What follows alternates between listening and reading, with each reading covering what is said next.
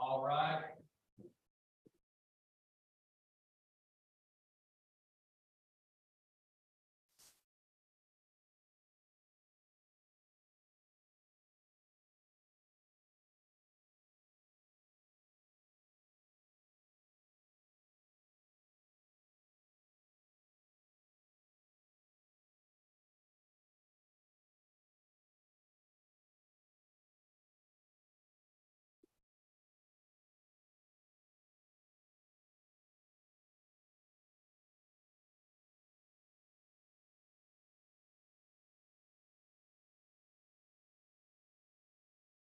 Court of Appeal and for the Fifth District of the State of Florida is now in session. The Honorable Dan Prager, Chief Judge, presiding. All persons having business before the court call near your attention and for the purpose. And God save the United States of America, the state of Florida, and the Honorable Court. Please begin. Thank you, Marshall. Good morning, everybody. Welcome to an oral argument session in the Sixth District Court of Appeal. My name is Dan Schrader. I'll be presiding today. I'd like to introduce the rest of the panel. Seated to my right is the Honorable Terry Bosnia. Seated to my left is the Honorable Peter Bell. We have one case on the docket this morning. It's Javier Enrique Oyola Amil versus Margie Solis. It's case number 23-616. Counsel for appellant will have the ability to choose rebuttal time. If there's no, the default is 5 minutes. Just let me know.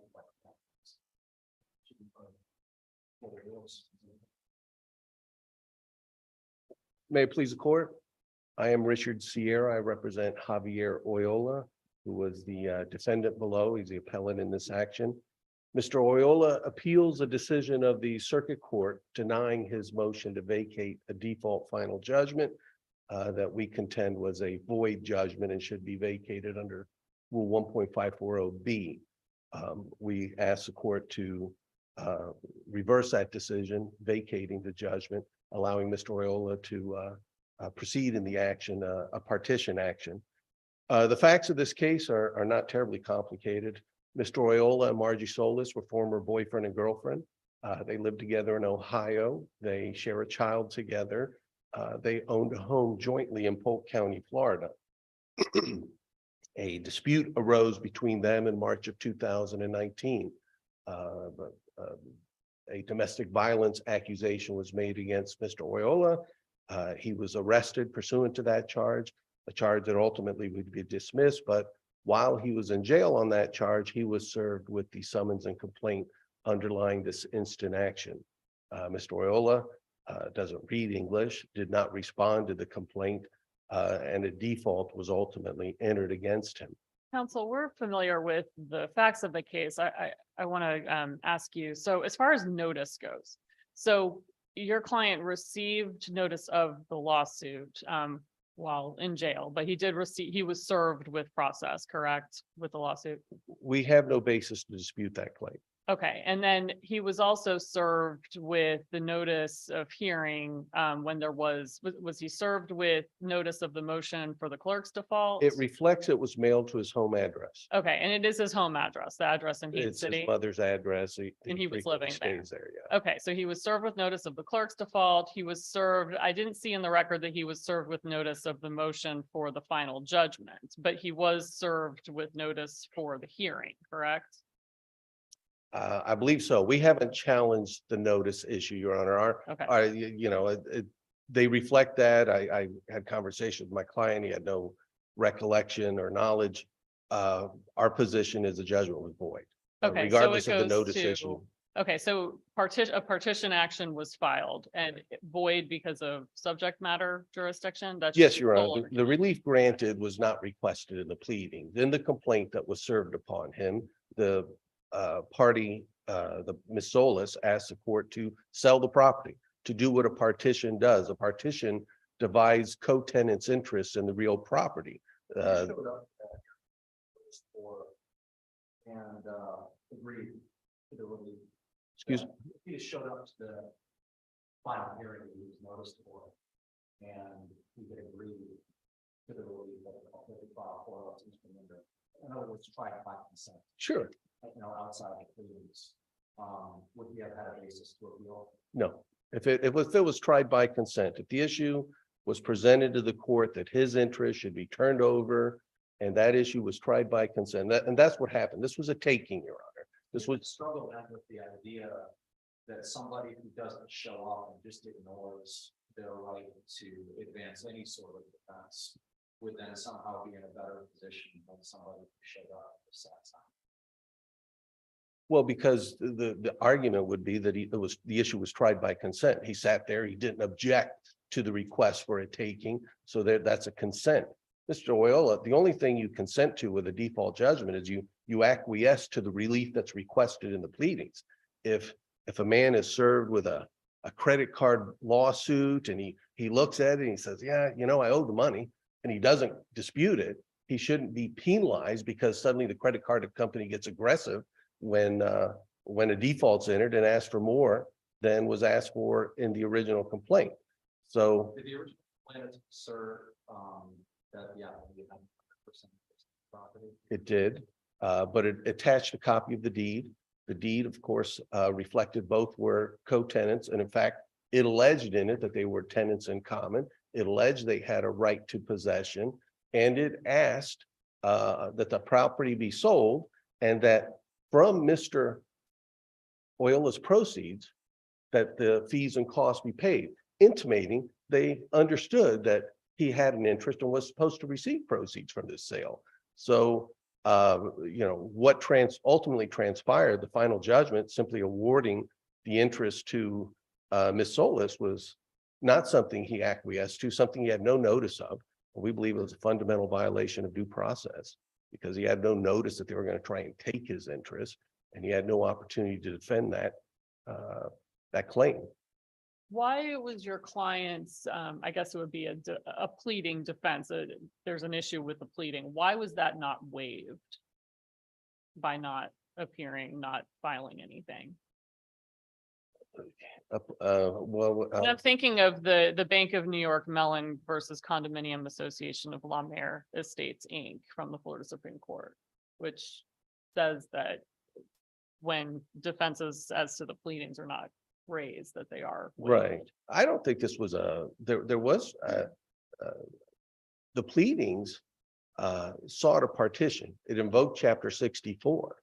But she also said she had 100% interest. Yes, Which may or may not have conflicted with the deed that was attached. it clearly conflicted with the deed Isn't that that a had. pleading deficiency that was waived? Correct, Your Honor. That is a pleading deficiency, but in conjunction with that pleading deficiency is the fact that the relief sought was different from that awarded. There's no reasonable, I don't think it's fair to believe that Mr. Oyola could read that complaint and believe he's going to lose his interest in the home. If he took that to an attorney might advise him, well, she wants to sell your home and split the money. And he could reasonably say, well, I don't, and the attorney would probably advise him. She has a legal right to do that. She's alleging that she has 100% interest in this property. That might be a problem. Correct, but in a partition action, the way partitions work, and there's plenty of case laws setting that forth. I believe I've cited some of it. It's a two-step procedure. First, there's a determination of the interest and a sale of the property. And then if anybody wants to claim that they get more than that, if they want to make a claim for special equity, the court then is supposed to take possession of the proceeds and then hear that out. If somebody wants to claim, I paid all the mortgage payments or I paid all the taxes, I should get additional credit. And that's the way a partition action proceeds. What transpired here was simply a taking of his interest for which he had no reason to believe would transpire. Wasn't your client's obligation to go to the hearing because the case law, if I'm hearing you correctly, you're not really arguing. No, that's not true. No, Your Honor. I think a subject matter jurisdiction is not simply the jurisdiction the court has to enter that type of order. It has to be properly invoked by the court. It has to be properly teed up. A circuit court can do a lot of things, but the relief granted has to be what's asked for in the pleadings. They could issue a money judgment, they could issue an injunction. Simply because they have the power to do it doesn't mean that subject matter jurisdiction has been invoked. It has to be properly teed up in the pleadings. In this case, the only thing that was being invoked, it was title and action for partition. It invoked chapter 64. And Council, I understand that, but in response to Chief's question, you said that if the client had a fear, then and issues with the revolves for extension of the non-scope of the proceedings, the matter could be filed by consent. Correct, Your Honor. Well, if it's subject matter jurisdiction, party can never consent with subject matter jurisdiction. So that issue, how can that ever be subject matter jurisdiction? The issue, the description, what constitutes subject matter jurisdiction is, you're right, they can't consent to, he can't go into county court, agree to a judgment exceeding county court jurisdiction, okay? But a circuit court can grant a variety of remedies, including money judgments, equitable relief, etc. To the extent the court has that ability, you can consent to that if the issue's tried. If you try a matter by consent and matters that are submitted to the court and not objected are considered matters that are tried by consent, you can. So the concept of subject matter jurisdiction constitutes two levels. One is what the court in theory has a possibility of doing, the types of remedies that it can fashion. And then on the second level, the extent to which a party has invoked those remedies, and it's a fundamental due process issue, provided notice and an opportunity to be heard. An opportunity. Correct. You don't avail yourself of opportunity. That way. No. All you. What case you cite where court found judgment to be void, where the judgment, I read your case. Correct, Your Honor. I found several where it appears that it was leaked before the tax part that after the default was due, then an ex parte submission was made to the court without the opportunity to be heard by the party in default, and then the judgment then, as opposed to being cited before the Supreme Court with large tax, where there was an opportunity to be heard, there was notice of the hearing, and the party in default chooses for whatever strategic reason or other reasons they decided, they don't show up. And so, unanimously, of course, the court that there was an opportunity that the default party chose not to avail for the court. It may have been avoidable because they did see cases where the party objected to the request for relief beyond the scope of the proceedings, not that they weren't on it, and then on direct appeal, that was found to be proper work. But that meant the party didn't file a hearing. Well, Your Honor, I think it'd be a strange rule, and I'm sorry I'm unfamiliar with the case that Judge Wozniak I don't think it's one of the ones cited in the briefing. But it would be a strange rule that if a party defaults, that you can get whatever relief the judge is willing to give you. The cases I did cite. I think I'm saying is that there are challenges. First round of questions. The notice of that last hearing that she received at his mother's house is problematic based on that. So the cases that are in the brief are situations where that didn't happen.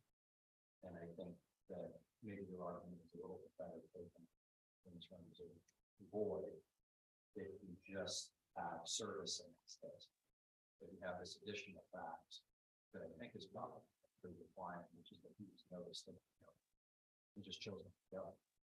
Well, we don't, that's not established as a fact. We simply just don't know. Unfortunately, we can't challenge. It shows it was mailed.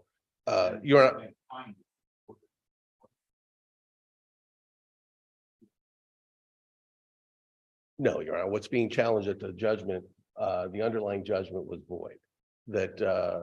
So when she made a finding, that was a finding that was made in a non-evidentiary hearing. It's undisputed that was a non-evidentiary hearing. Where do we look to, if we see it your way, where do we look to how something is void? We have to go back So for example, does holding in your favor support the proposition of 20 years after any final judgment is entered, you can go back and look at the wherefore clause of any particular complaint and say, oh, you didn't ask for attorney's fees, for example, and they got attorney's fees, so therefore it's void. Or do we look to the character of the cause of action that's being pled? Oh, you sought summary eviction, but you got a monetary eviction. How do we figure out if this rule is going to be in place, whether something is void? Well, I think it is a rule that you only acquiesce to the relief that's being asked for when you default. So So I that's the wherefore that's- clause of the complaint. I think you look at the entire pleadings. I mean, I think you look in this, I mean, in this particular complaint, it was an action for partition invoking Florida chapter 64. So you would look at what constitutes a partition action. And what took place was not a partition action. In the end, no cases are presented to this court. In the annals of Florida jurisprudence, I've never seen a partition action where a court simply takes a party's interest in the property that's established by deed and simply transfers it to the other party.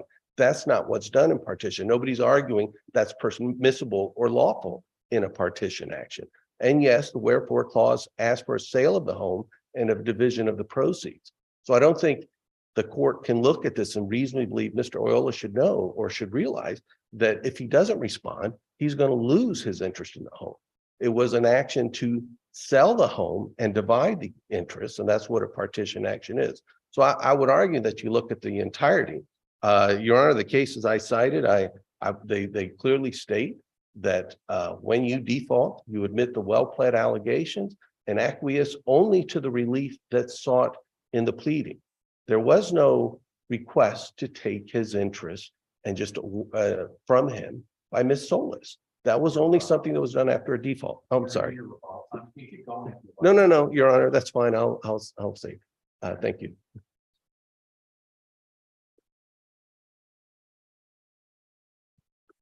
May it please the court, Eric Studeman for the appellate. Your Honor, in hindsight, could the initial pleading in this case have been a little bit more clear? Absolutely, it could have. But the reality is this appeal is regarding a motion to vacate a final judgment that was filed 2.5 years after the judgment was entered.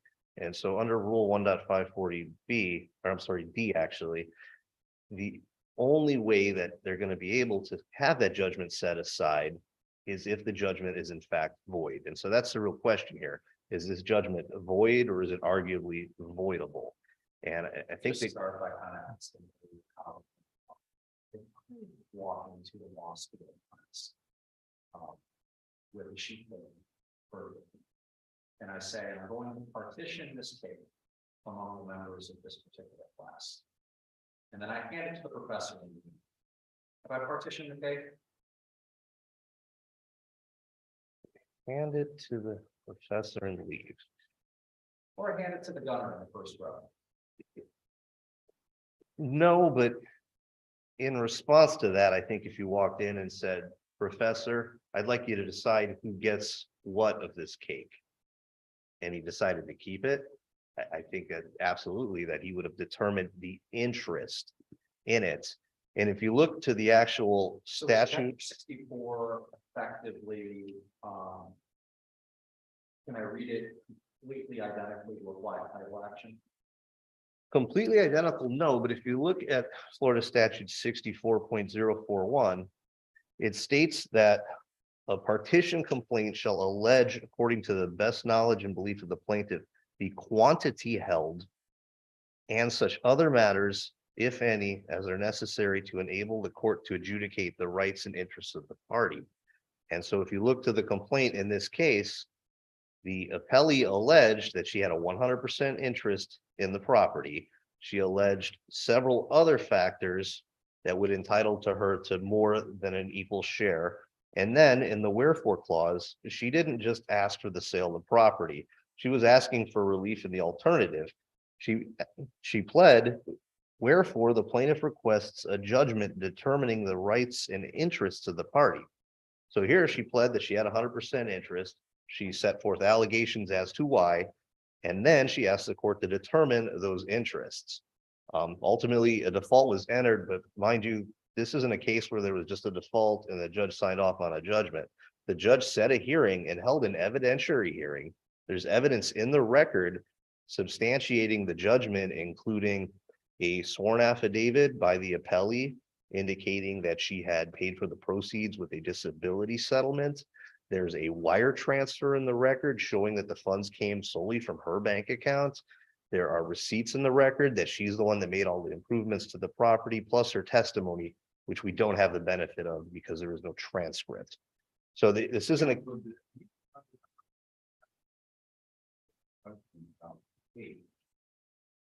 I looked at your case and I don't recall being paid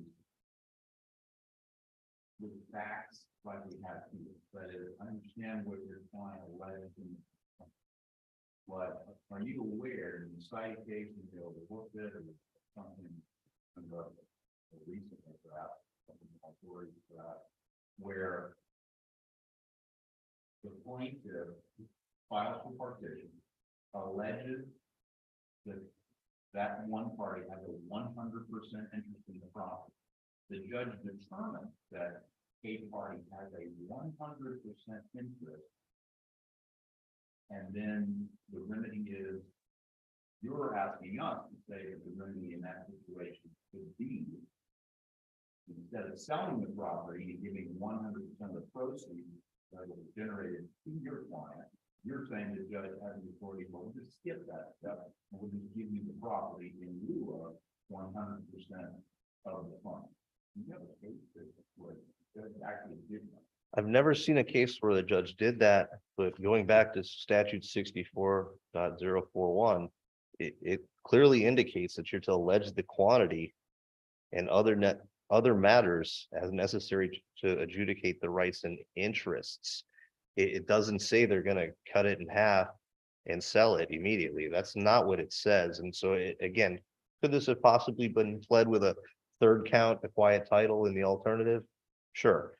But if you look at statute 64.041, it clearly says to allege the quantity held and other matters to adjudicate the rights and interests. And that's what the judge did. If you look at the rest of the chapter, though, in terms of talking about what happens upon a reward of partition, it usually looks like it takes two forms. You know, you can certainly partition off the apartment in the backyard. But if you've got one thing that can't be divided, isn't the typical way to do this? And you've got a whole statute, sub-statute about commissioners and sale, that you would effectively have the commissioners sell the property and award the parties proceeds commensurate to their interests. If the court found that one of the parties didn't have an interest, I don't see why they would have to get to that step. Of course, if you had even a 1% interest, then of course it would have needed to go that way, but that's not what happened. That's, you know, there's a typical Canada construction that talks about the expression of one thing is the exclusion of another. In the context of the statute, is there anything that suggests that you can just skip that step of sale and just give it to one person? I think going back to the section that I've cited, 64.41. The judgment section itself is all we've got.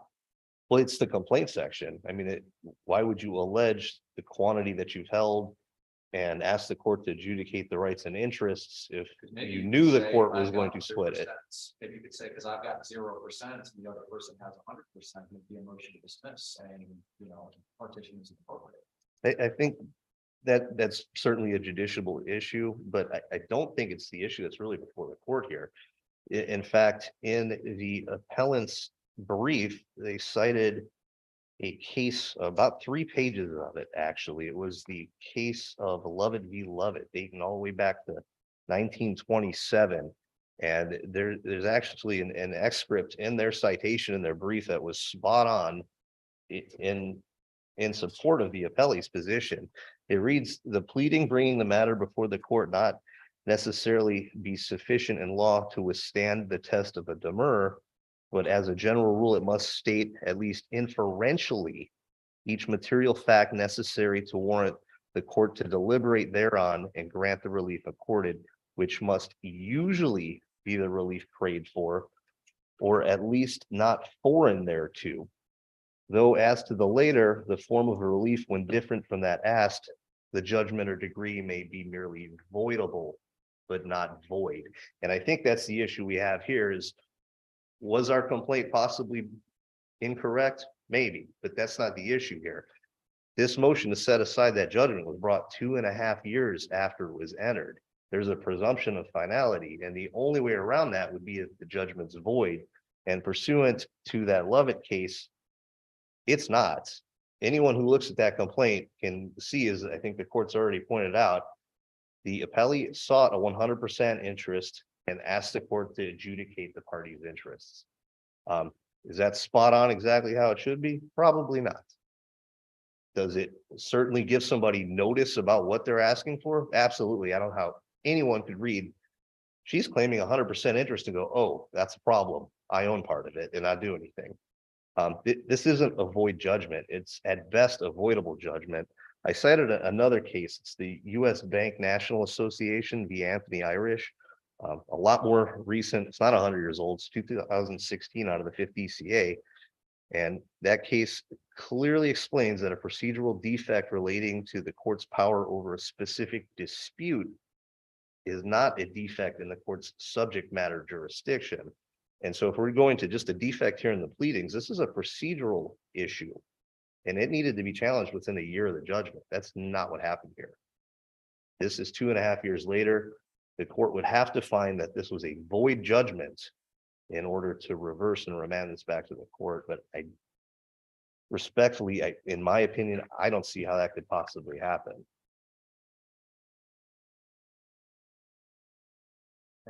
Thank you.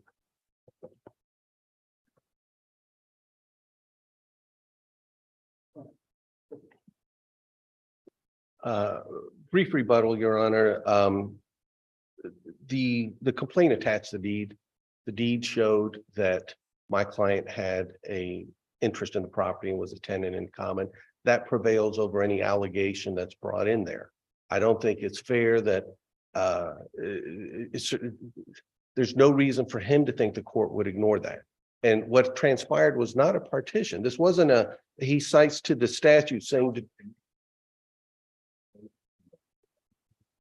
Sure. I didn't want to bore you with reading, but I mean, I'll take the quote that the reason I cited it and what I believe is the Supreme Court's decision. It says, and I'm taking context. It says there must be a right in dispute between two or more parties, and this is discussing jurisdiction. So I'll go back to it. It says jurisdiction is of the subject matter is the power to deal with a general abstract question, to hear the particular facts in any case relating to this question and determine whether or not they are sufficient to invoke the exercise of that power. But before this potential jurisdiction of the subject matter, this power to hear and determine can be exercised, it must be lawfully invoked and called into action. The parties and the subject matter of the particular case must be brought before the court in such a way that it acquires a jurisdiction and power to act. There must be a right in dispute between two or more parties, a proceeding commenced under the proper rules of law. Process must be served on the opposite party or parties in order they may have an opportunity to be heard, or the property, if that be the subject matter of the action, must be within such jurisdiction. And the owner or person having the right to claim it or to be heard must be notified as required by law of the pendency of the proceeding.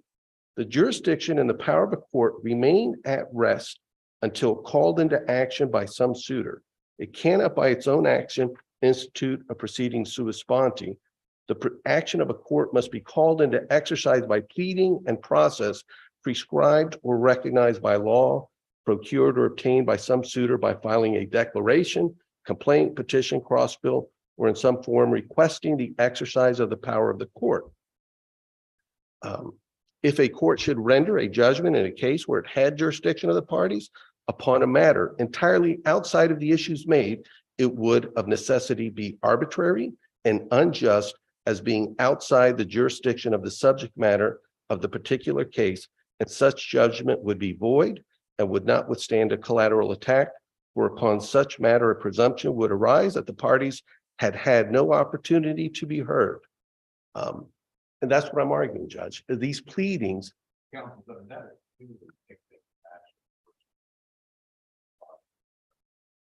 yes, but it's addressing the issue of subject matter jurisdiction. Subject matter jurisdiction is not simply the power of the court to do something, but it's also the power to do it after having been properly invoked by a process that involves notice, service, and proper pleadings that put you on notice. When you say notice, saying, well, that's all under the umbrella of subject matter jurisdiction.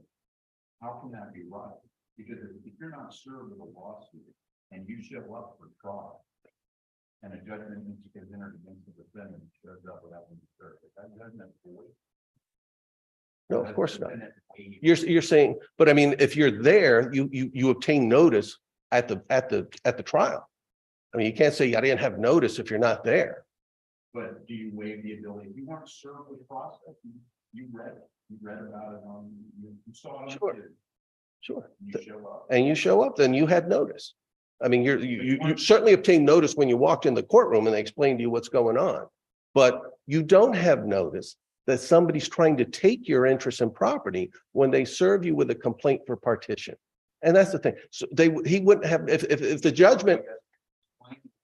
Part in the middle of it where it says, if the form of relief awarded is different from the relief requested, which is exactly what happened here, it may be voidable, but not void. It may be voidable. That's true. Not- It may, yes. It depends on what exactly transpires. I mean, that's a very broad, a whole lot of things can happen in the course of granting relief that's not requested.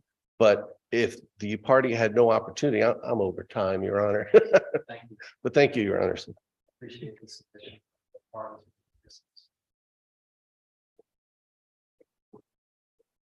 I apologize. I've never done the oral argument for in person or weeks. Yes. Getting used to it.